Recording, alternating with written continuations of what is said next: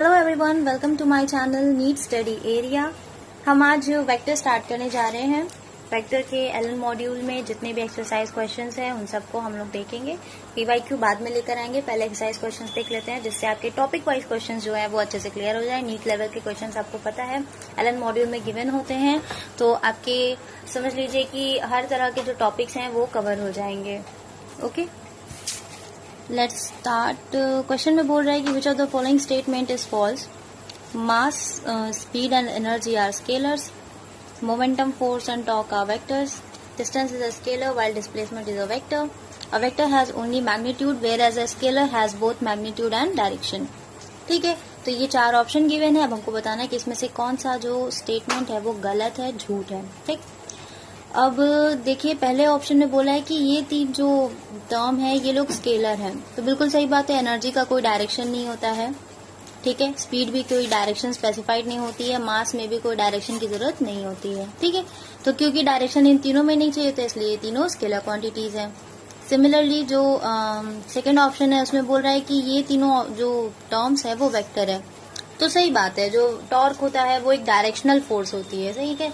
जब हम किसी डायरेक्शन में फोर्स दे रहे होते हैं, ठीक है, एंगुलर फोर्स भी जो है वो डायरेक्शन में ही किसी पर्टिकुलर डायरेक्शन में काम कर रही होती है, और मोमेंटम भी डायरेक्शन चाहिए होता है। तो इन तीनों में क्योंकि डायरेक्शन है इसलिए ये तीनों वेक्टर्स हैं। थर्ड ऑप्शन में बोल रहा है कि डिस्टेंस स्केलर है, बिल्कुल सही बात है। उसमें डायरेक्शन की कोई जरूरत नहीं होती है, उसमें डायरेक्शन काउंट नहीं होता है, राइट। और डिस्प्लेसमेंट में डायरेक्शन काउंट होता है, तो इसलिए वो वेक्टर क्वांटिटी है। फोर्थ ऑप्शन जो है उसमें बोल रहा है कि वेक्टर के पास केवल मैग्नीट्यूड होता है जबकि स्केलर के पास मैग्नीट्यूड और डायरेक्शन दोनों होता है। तो ये बिल्कुल गलत बात है, क्योंकि जो स्केलर होती है उसके पास जो है सिर्फ मैग्नीट्यूड होता है, केवल स्केलर वो क्वांटिटीज होती हैं जिनके पास सिर्फ मैग्नीट्यूड होता है, और वेक्टर वो क्वांटिटीज होती हैं जिनके पास मैग्नीट्यूड और डायरेक्शन दोनों होता है। तो इसलिए जो फॉल्स के लिए ऑप्शन बोला है वो ऑप्शन होगा फोर्थ, ठीक। तो ये फोर्थ ऑप्शन जो है वो फॉल्स में काउंट होगा, ठीक है। नेक्स्ट देखते हैं, इफ एन कैप, ठीक है, ये जो ऊपर ऐसे जो बना हुआ है एन के ऊपर उसको कैप पढ़ते हैं। N cap is a unit vector in the direction of the vector A, ठीक है। देन अब बोल रहा है कि एन कैप कोई यूनिट वेक्टर है। यूनिट वेक्टर आपको बता दें, एन कैप कोई यूनिट वेक्टर है और उसी के डायरेक्शन में ये जो वेक्टर ए है उसका खुद का डायरेक्शन है, यानी दोनों का डायरेक्शन सेम है, ठीक है। तो उसके बाद पूछ रहा है कि जब डायरेक्शन सेम है तो इनमें से कौन सा ऑप्शन जो है वो मैच करेगा, देख लेते हैं। इसमें बोल रहा है कि जो एन कैप है उसका भी डायरेक्शन, एन कैप जो है वो एक यूनिट वेक्टर है। तो कोई चीज अगर यूनिट वेक्टर होती है तो हमको पता होता है कि उसके पास जो मैग्नीट्यूड है, ठीक है, वो यूनिट होता है। मैग्नीट्यूड की वैल्यू जो होती है वो क्या होती है, 1। और जो डायरेक्शन होता है वो डायरेक्शन का क्या वैल्यू होती है, और डायरेक्शन उसमें गिवन होता है, मतलब और उसके पास डायरेक्शन होती है, कोई भी डायरेक्शन हो सकती है, ठीक है। तो उसके पास मैग्नीट्यूड 1 होता है और एक डायरेक्शन होती है, यूनिट भी होता है। खैर अभी कह रहा है कि एन कैप जो है वो यूनिट वेक्टर है, यानी इसकी मैग्नीट्यूड तो 1 है लेकिन डायरेक्शन इसके पास है, ठीक है। नेक्स्ट बोल रहा है कि वेक्टर ए है, तो वेक्टर ए है तो उसके पास भी तो कुछ ना कुछ डायरेक्शन होगा। लेट्स से इसके पास जो डायरेक्शन है, ठीक है, उस डायरेक्शन को हम लोग चलो स्मॉल ए कैप ले लेते हैं, ठीक है। स्मॉल ए कैप इसका डायरेक्शन है, ठीक। अब ये समझिए कि जो ए वेक्टर है, किसी भी वेक्टर के पास दो चीजें होती है, मैग्नीट्यूड एंड डायरेक्शन, ठीक है। तो इसका जो मैग्नीट्यूड होगा, इसका जो डायरेक्शन होगा इनटू मैग्नीट्यूड, ठीक, वो क्या देगा, वेक्टर। सही बात है कि नहीं, वही तो वेक्टर देगा। अब हमको पता करना है कि ये जो वेक्टर है उसका डायरेक्शन क्या है, तो डायरेक्शन कुछ इस तरीके से आएगा। ए वेक्टर ऊपर रह जाएगा, उसका मैग्नीट्यूड जो है वेक्टर का वो नीचे आ जाएगा, तो ये इसका डायरेक्शन है। अब हमसे क्वेश्चन में कहा था कि ये जो आपको यूनिट वेक्टर गिवन है इसका डायरेक्शन और ये जो ए वेक्टर गिवन है इसका डायरेक्शन, दोनों का डायरेक्शन सेम है। तो दोनों का डायरेक्शन क्योंकि सेम है इसलिए हम ए वेक्टर की जगह ए कैप की जगह एन कैप लिख सकते हैं। तो N cap is equals to A cap is equals to vector A upon magnitude of vector A, ठीक है। तो अब हम देखेंगे, तो ये याद रखिए, ये दिख गया आपको ना, हाँ, इसको अपने दिमाग में रखिएगा अभी। अब हमें यहाँ पे चेक करना है, ठीक है। तो पहले ऑप्शन में देख रहे हैं एन कैप को vector A upon magnitude of vector ए बोला है, तो ये बिल्कुल सही ऑप्शन है। यस, यही ऑप्शन है, यही हमें देखने को मिला था, ठीक है। नेक्स्ट देखते हैं।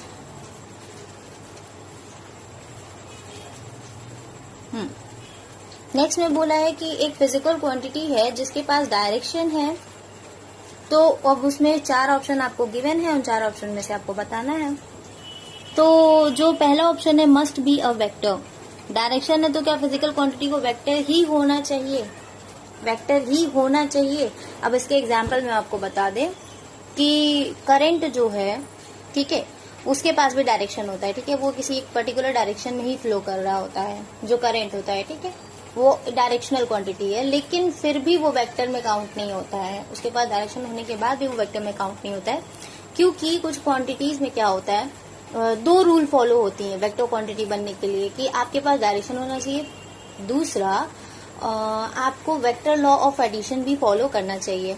तो जो करंट होती है उसके पास डायरेक्शन तो होता है, लेकिन वो वेक्टर लॉ ऑफ एडिशन को फॉलो नहीं करती है, वो simple arithmetic sum arithmetic law of addition को फॉलो करती है, वो वेक्टर लॉ ऑफ एडिशन को फॉलो नहीं करती है। तो इस वजह से जो करंट है उसको हम लोग वेक्टर मानते ही नहीं है।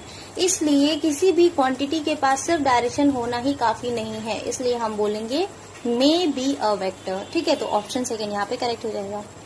नेक्स्ट बोला है विच of the following physical quantities is an axial vector. Axial vector क्या होता है कि जब भी कोई बॉडी अपने एक्सिस पे रोटेट कर रही होती है तो उस एक्सिस की डायरेक्शन में, ठीक है, उस एक्सिस में मतलब उस एक्सिस पर अगर उसका डायरेक्शन जा रहा हो, किसी भी फिजिकल क्वांटिटी की डायरेक्शन जा रही हो, तो उसको एक्सियल वेक्टर में काउंट करते हैं, ठीक है। एज फॉर एग्जाम्पल मान लीजिए ये कोई बॉल है और ये इसकी एक्सिस है, ठीक, तो ये इसी एक्सिस के अराउंड जो है वो रिवॉल्व करेगी, सही बात है ना, इसी एक्सिस में ये घूमेगा। तो ये जो इसकी एक्सिस है ना, ये वाली एक्सिस, ये एक्सिस ही क्या होगी उसका, इस एक्सिस पे जो भी वेक्टर अपना डायरेक्शन शो करेगा वो एक्सियल वेक्टर में काउंट हो जाएगा, ठीक। तो यहाँ पे बोल रहा है कि which of the following physical quantities N axial vector. अब इसमें से एक्सियल वेक्टर कौन कहलाएगा, तो इसमें से एक्सियल वेक्टर होता है टॉर्क। टॉर्क की डायरेक्शन जो होती है वो एक्सिस के अलॉन्ग होती है, ठीक है, ठीक है।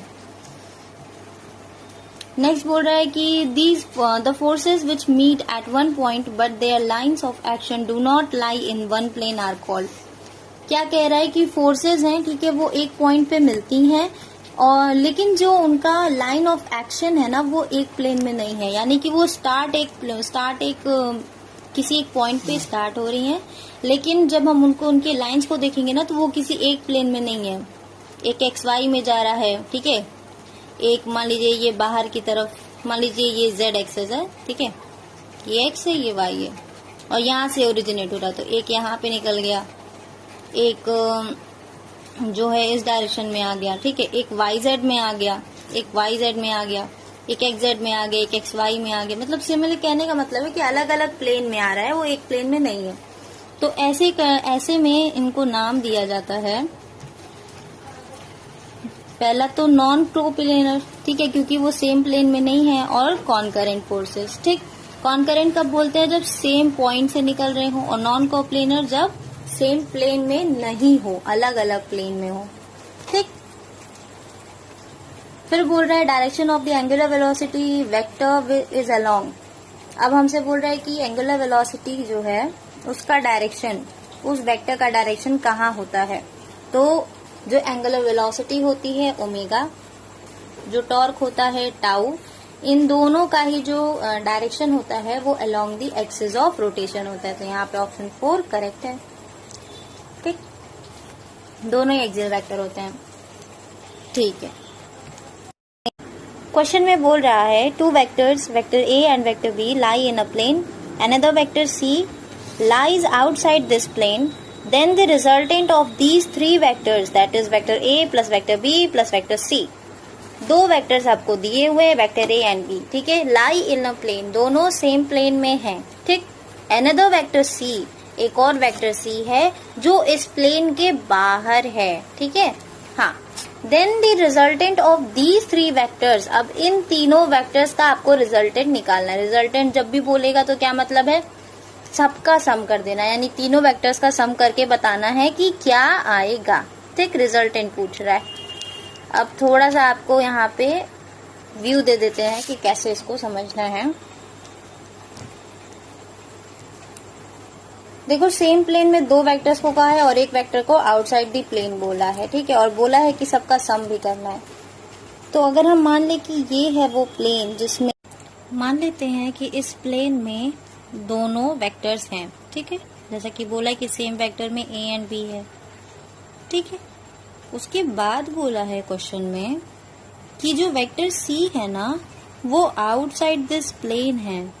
ठीक, यानी ये जिस प्लेन में है दोनों उसके बाहर में है ये वेक्टर सी। ठीक, इस प्लेन से बाहर है। तो इस प्लेन से बाहर यानी क्या मतलब है, इससे परपेंडिकुलर होगा। ये जो प्लेन है इस प्लेन के परपेंडिकुलर होगा। राइट, इस प्लेन के परपेंडिकुलर हम मान लेते हैं z एक्सेस। ऑफ कोर्स ये y है, ये x है, सो ये z एक्सेस हुआ। ठीक, अब ये जो एक्सेस है, ठीक है, मान लेते हैं किसी भी एक प्लेन में हो सकता है जो इस प्लेन से बाहर हो। ठीक है, इससे बाहर की तरफ है। अब इससे बाहर की तरफ क्या होगा, लेट्स सपोज कि हमने z एक्सिस के ही अलोंग c को ले लिया है। राइट, मान लेते हैं z एक्सिस के ही अलोंग हमने c वेक्टर को लिया है। लेट्स सपोज z एक्सिस के ही अलोंग हमने c वेक्टर को लिया है। ठीक है, अब ये जो c वेक्टर है ये दो तरह के प्लेन बनाएगा, a और b के साथ दो तरह के प्लेन बनाएगा। कैसे, मान लीजिए ये वेक्टर c है और ये वेक्टर a है। राइट, ऐसे ही b के साथ बनाएगा, वेक्टर c है, ये वेक्टर b है। यानी b और c मिलकर एक प्लेन बनाएंगे, a और c मिलकर एक प्लेन बनाएंगे। राइट, अब हमको पता है कि जब दो वेक्टर्स होते हैं, जैसे लेट्स सपोज a और b हमको मिला है। ठीक, तो ये जो दो वेक्टर्स है जब हम इनका वेक्टर सम करेंगे तो इन दोनों के बीच में ही कहीं भी वो रिजल्टेंट आ सकता है। Let's suppose resultant is r। ठीक है, तो जब हम a और b का जब रिजल्टेंट निकालेंगे तो इन दो वेक्टर्स के बीच में ही ये थर्ड रिजल्टेंट जो है वो हमको मिलेगा। ठीक, थर्ड वेक्टर एक रिजल्टेंट के फॉर्म में हमको मिलेगा। तो जब हमने यहाँ पे a और b को किया तो यहाँ पे हमको एक रिजल्टेंट मिला, जो रिजल्टेंट आ रहा है वो भी तो आखिर c के साथ परपेंडिकुलर ही होगा। ठीक, क्योंकि ये r रिजल्टेंट जो है वो इसमें है, इस वाले प्लेन में है। काफी गंदे तरीके से हो गया, थोड़ा सा ठीक से समझाते हैं। ठीक है, a और b के बीच में से रिजल्टेंट मिला हमको, ये तो समझ आ रहा है कि सेम प्लेन में है सब। ठीक, r। ठीक, अब हमको ये तो समझ में आ रहा है कि ये लोग सेम प्लेन में हैं, ये तो हमको समझ आ रहा है। अब हमको ये समझना है कि जो वेक्टर c है वो इन तीनों के ही परपेंडिकुलर है, क्योंकि वो इस प्लेन के बाहर है। a और b जिस प्लेन में है उस प्लेन से बाहर है, तो यानी कि c और r भी एक दूसरे पे 90 डिग्री पे होगा। ठीक, तो हमको टोटल 3 प्लेन यहाँ पे मिल रहा है। एक प्लेन तो है a और b का, एक प्लेन है a और c का, दूसरा प्लेन है c और b का, तीसरा प्लेन है जो रिजल्टेंट आया है वो और वेक्टर c का। तो अब देखिए, जब इन तीनों का सम करने को कहा है हमसे कि आप वेक्टर a का सम कीजिए b के साथ और c के साथ, तीनों का सम करने के लिए हमसे कहा है। तो ये दोनों क्योंकि एक प्लेन में है तो इनका सम आसानी से हो गया, इनका सम आया और हमको एक रिजल्टेंट मिल गया वेक्टर r। अब ये एक वेक्टर बच गया है। ठीक, ये एक वेक्टर बच गया है, तो ये जो वेक्टर है अब इस रिजल्टेंट के साथ ऐड होगा और फाइनली एक नया प्रोडक्ट देगा। तो जो नया रिजल्टेंट है हम उसको p से डिनोट कर लेते हैं। ठीक, फाइनल रिजल्टेंट। तो ये जो हम किए हैं ये अगर हम इस तरीके से ना करके, जैसे अगर 5 + 4 + 3 अगर मान लीजिए दिया होता तो हमने कुछ इस तरीके से सॉल्व किया है ना, 5 + 4 9 और 9 + 3 फिर क्या दे देगा, ये दे देगा 12। तो चाहे हम एक साथ सबको ऐड कर दे या कुछ पार्ट में ऐड करे, बात तो वही पड़ेगा ना, आंसर तो वही आना है। तो फाइनली हमको यहाँ पे आंसर P मिला है, ठीक। P जो मिला है वो किसके प्लेन में आएगा, C और वेक्टर R के प्लेन में आएगा। तो यहाँ पे जो ऑप्शंस गिवन है ना, अब हम ऑप्शंस की तरफ बढ़ते हैं, ऑप्शंस कौन सा सही है। तो पहला ऑप्शन देखेंगे कैन बी 0, तो 0 तो कहीं नहीं हुआ है, हमको दिखाई दिया है। कैन नॉट बी 0, ये कुछ सही लग रहा है। Lies in the plane containing A and B, नहीं, फाइनल जो है A और B में नहीं आया है। Lies in the plane containing B and C, नहीं, फाइनल जो है B और C में नहीं आया है। तो ऑप्शन कौन सा सही है, ऑप्शन सेकेंड, ठीक है, ओके। सो नेक्स्ट क्वेश्चन में बोला है in vector diagram shown in figure where R vector is the resultant of vectors A and B, ठीक है। वेक्टर A एंड B का रिजल्टेंट है वेक्टर R, ठीक है, यहाँ पे आपको फिगर में दिखा दिया गया है। अब बोल रहा है कि अगर जो वेक्टर R है वो B/√2 है, then value of angle theta is, आपको थीटा की वैल्यू बतानी है। अगर R जो है वो वेक्टर, अगर R का जो वैल्यू है वो B/√2 है, ठीक है। तो ये तो मैग्नीट्यूड दिया हुआ है, ये जो आपको दिया हुआ है R = B/√2, ये तो मैग्नीट्यूड दिया हुआ है, ठीक है। और जो B है और A है, यही दोनों वेक्टर है जिसका रिजल्टेंट R है, ठीक, ये भी हमें बता दिया गया है, ओके। अब बोल रहे हैं कि थीटा की क्या वैल्यू होगी, तो इसको समझ लेते हैं। यही तो ट्रायंगल है ना, ये B है, ये R है और ये A है। यहाँ पे थीटा वैल्यू पूछे और R का जो मैग्नीट्यूड है वो है B/√2, क्वेश्चन में गिवन है। अब हमसे पूछ रहा है कि थीटा का वैल्यू क्या होगा।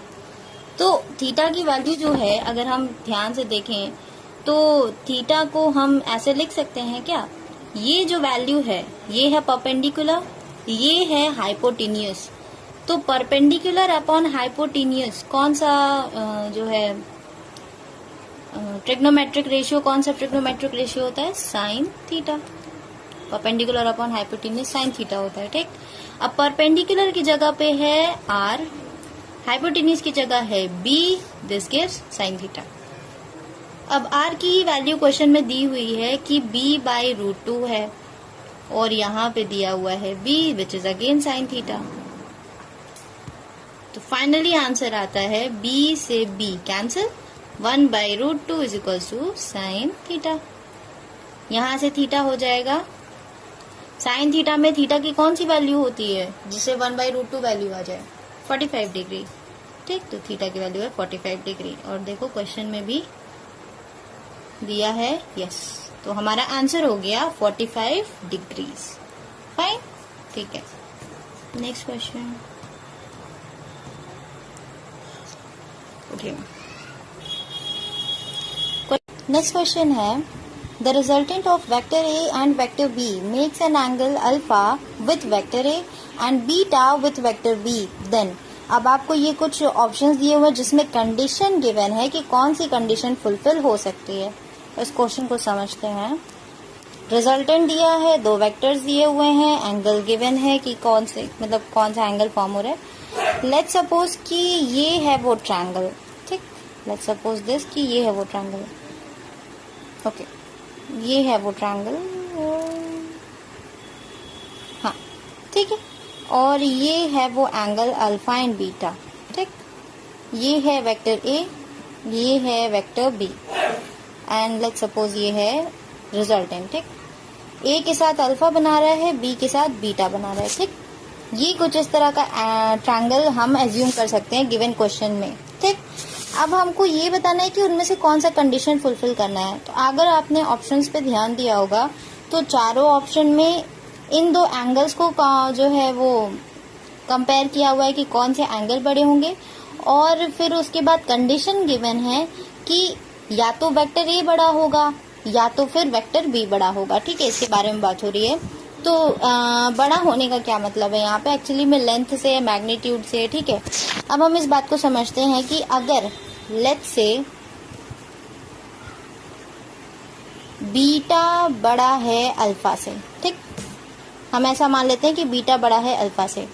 तो अगर हम देखें इस ट्रायंगल में, यहाँ पे ही तो बीटा बन रहा है, ये और ये मिलके इस एंगल को बना रहे हैं, यानी कि ये दो वेक्टर्स मिलके बना रहे हैं इस एंगल को, सही बात है। तो ये जो आप लेंथ देख रहे हैं, क्या ये बीटा बढ़ने के साथ ये लेंथ भी बढ़ेगी? देख लेते हैं। मान लीजिए ये बीटा था, हमने दूसरा बना लिया बीटा डैश। क्या ये जो बीटा डैश है वो बीटा से बड़ा नहीं दिख रहा है? बिल्कुल बड़ा दिख रहा है। बीटा डैश बड़ा हो गया बीटा से। तो क्या आपको ये नहीं दिख रहा है कि ये लेंथ भी पहले से बड़ी हो गई है? सी, टेक अ लुक, ये बहुत बड़ी हो गई है ना। जैसे ही बीटा डैश नया एंगल हमने ये दो वेक्टर्स के बीच का एंगल हमने बढ़ाया, तो ये लेंथ भी बढ़ गई। तो ये क्या शो करता है कि अगर बीटा बड़ा है तो वेक्टर ए को बड़ा होना चाहिए, लेकिन अगर अल्फा बड़ा है तो वेक्टर बी को बड़ा होना चाहिए। यहाँ पे आई होप समझ आ गया होगा, इतना मुश्किल नहीं है, क्योंकि एंगल बढ़ने के साथ ही उसके सामने वाला जो साइड है उसकी भी लेंथ बढ़ जाएगी, और वेक्टर में लेंथ का मतलब होता है मैग्नीट्यूड। ठीक है, तो लेंथ बढ़ने का क्या मतलब है कि मैग्नीट्यूड भी बढ़ गया है। ठीक, समझ आ गया है। तो अब इसमें से चेक करते हैं कि कौन सा सही ऑप्शन है। बोल रहे हैं कि बीटा ग्रेटर देन अल्फा। कोई क्वेश्चन में तो ऐसा कहीं नहीं लिखा है कि हम समझ सकें कि हाँ कोई ऐसी कंडीशन दी है, तो नहीं, हमें पहले कंडीशन के साथ वाले ऑप्शन को ही सिलेक्ट करना पड़ेगा। तो बीटा बड़ा होगा अगर बी बड़ा होगा, नहीं ये गलत है। बीटा बड़ा होगा अगर ए बड़ा होगा, हाँ बिल्कुल सही बात है, क्योंकि बीटा एंगल बढ़ेगा तो एंगल के सामने वाला जो लेंथ है वो भी बढ़ेगा। तो ये हमारा थर्ड ऑप्शन बिल्कुल सही हो जाता है। ठीक, नेक्स्ट क्वेश्चन देखते हैं। Two vectors, vector A and vector B are such that vector A plus vector B is equals to vector C and A square plus B square is equals to C square। ये दो vectors का सम दे के resultant दे रहा है, और ये कौन सा रूल है? Pythagoras theorem, right. देख के ही पता चल रहा है कि दो साइड्स के स्क्वायर का सम थर्ड के स्क्वायर के बराबर है। विच of the following statement is correct, पूछ रहा है कि कौन सा स्टेटमेंट इसमें से करेक्ट है। तो देख लेते हैं। ये पहले तो पाइथागोरस थ्योरम को फॉलो कर रहा है, तो आपको पता होना चाहिए कि सिर्फ राइट एंगल ट्रायंगल ही होते हैं जो पाइथागोरस थ्योरम को जो पाइथागोरस थ्योरम को फॉलो करते हैं। ठीक है, तो राइट एंगल ट्रायंगल पे ही ये फॉर्मूला लग सकता है।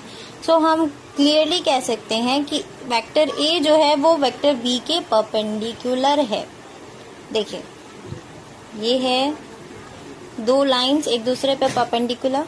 लेट्स सपोज ये वेक्टर ए है, ये वेक्टर बी है, तभी तो ये जो थर्ड साइड है इसके स्क्वायर के सम के आएगा।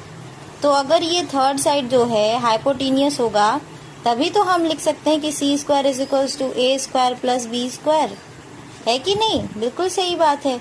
तो इसका मतलब है कि ए और बी हैं जो आपस में 90 डिग्री पर हैं, यानी एक दूसरे से परपेंडिकुलर हैं। ठीक, चलिए नेक्स्ट क्वेश्चन पे चलते हैं। The minimum number of vectors of equal magnitude required to produce a zero resultant is. अब पूछ रहा है कि नंबर ऑफ वेक्टर्स बताइए जो बराबर मैग्नीट्यूड के हो, जिससे कि रिजल्टेंट भी क्या हो सके, जीरो आ सके। तो ये तो हमें पता है कि बराबर मैग्नीट्यूड के आपको करना है और रिजल्टेंट जीरो करना है।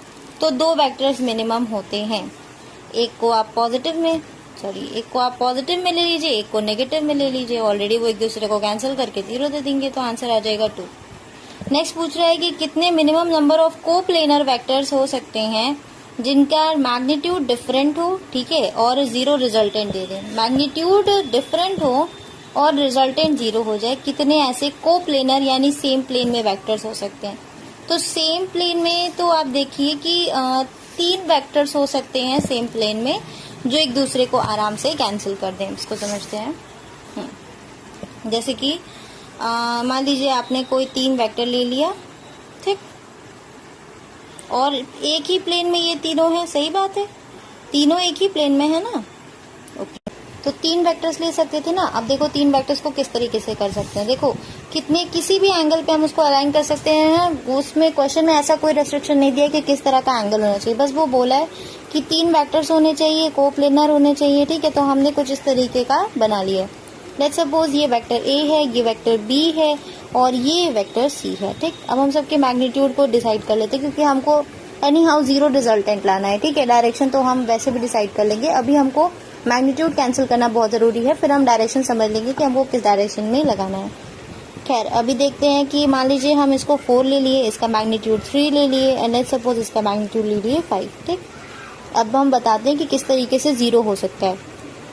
क्या हम दो वेक्टर्स को 90 पे ले सकते हैं? बिल्कुल ले सकते हैं। 90 पे ले लेते हैं वेक्टर ए और वेक्टर बी को। ठीक, 90 पे ले लिया, मैग्नीट्यूड इसका 4 हो गया, इसका मैग्नीट्यूड 3 हो गया। अब हम एक बात जानते हैं कि किसी भी वेक्टर का जब हम रिजल्टेंट निकाल रहे होते हैं, ठीक है, कोई भी रिजल्टेंट निकाल रहे होते हैं, तो वो रिजल्टेंट निकालने का फॉर्मूला क्या होता है? रिजल्टेंट को हम आर से रिप्रेजेंट कर देते हैं। रिजल्टेंट निकालने का फॉर्मूला क्या होता है? Under root of a square plus B square plus 2ab cos जो भी एंगल है, यहाँ पे 90 है, कॉस 90। हमको पता है कॉस 90 क्या होता है? 0। कॉस 90 कितना होता है? 0 होता है।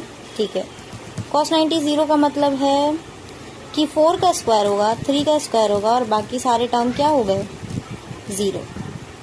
तो यहाँ पे जब हम सम करेंगे तो ये आएगा 16 plus 9 which is equal to under root of 25 which gives 5। तो यहाँ नहीं कि हमको यहाँ पे r की वैल्यू मिल गई है 5। ठीक, इन दोनों का रिजल्टेंट हमने निकाल लिया, 90 डिग्री पे 5 आ गया। अब हमने जो थर्ड वेक्टर लिया था उसकी वैल्यू भी हमने 5 ले ली थी। ठीक है, अब हमको बस ये डिसाइड करना है कि हम किस एंगल पे लगाएं। तो जिस एंगल पे ये r है 5 मैग्नीट्यूड वाला, अगर इसी के अपोजिट में हम थर्ड वेक्टर लगा दें जो सी वेक्टर और उसका भी मैग्नीट्यूड 5 था, क्या ये दोनों आपस में कैंसिल हो जाएंगे? हो जाएंगे। तो क्या हम देख पा रहे हैं कि जो 3 हमने ये लिए थे वेक्टर्स, इन तीनों वेक्टर्स का जब हम रिजल्टेंट निकाल रहे हैं तो वो 0 आ रहा है। ये तो हमें दिख गया ना, रिजल्टेंट क्या आ रहा है? 0 आ रहा है। बस यही हमें करना था और हमारा आंसर आ चुका है। तो कितने वेक्टर्स का हम ले सकते हैं एक प्लेन में 0 करने के लिए? 3। ये इसका आंसर। नेक्स्ट क्वेश्चन बोल रहा है कि कितने maximum number of components into sorry एक क्वेश्चन स्किप हो गया यहाँ पे।